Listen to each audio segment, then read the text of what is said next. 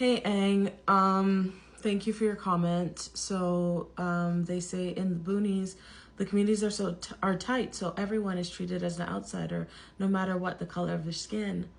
I guess my issue with, and I've seen a lot of comments like these where people are like, "Oh, I don't see race," and "Oh, well, everybody gets treated like an outsider when you're in the boonies," and it's like I think some of you, and I mean no disrespect when I say this, but I think some of you. I think a lot of people responding to the commentaries of what makes a Canadian are white people.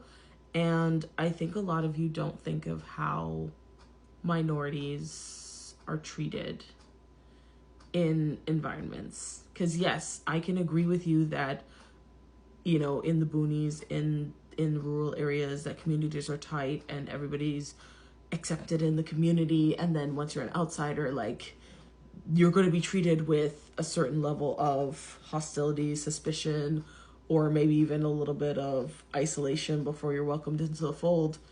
But if you are not one of them, if they deem you as somebody who is not one of them, you will get treated in a way that's quite jarring. I know I said I only remembered one time of really feeling othered, but actually now that your comment came forward, I have another example I can bring forward. When I was a child, my family and I lived at 26 Murdoch Drive. We no longer live there. At the time, that neighborhood was very white. And there were, I won't call the neighbors' names in case they still live there, but we had pretty much white neighbors all around. And for some reason, our yard became the yard where everybody who had a dog let their dog come and doo-doo on our grass. Or we had evergreens trees in the yard. People would stick gum on the evergreen trees. There were times when people would put staples and thumbtacks and pins and needles in the driveway behind my parents' car tires to see if they could pop them. All because they decided they didn't want my family living in that neighborhood. And that was Brampton. That wasn't even Barrie or Georgetown or whatever other city that's super far from Toronto. That was Brampton back in the day, And I sit there and I think to myself, like, would they have treated us like that if we had been white people? And those people tried their best to low-key terrorize my family until one of the neighbors, her dad fell off the roof.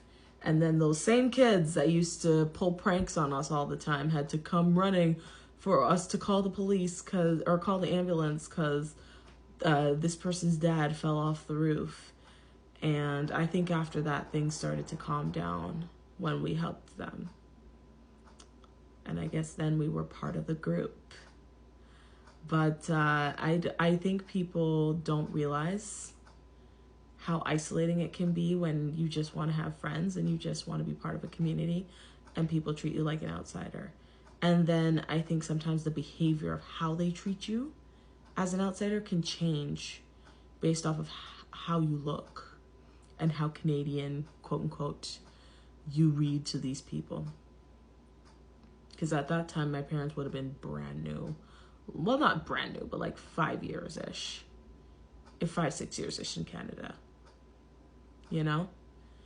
And I do wonder, and I would love to hear more stories about people of color who have grown up in the boonies, in different provinces, different cities, where they were one of the very few, and to see what their experiences were like in those environments within Canada.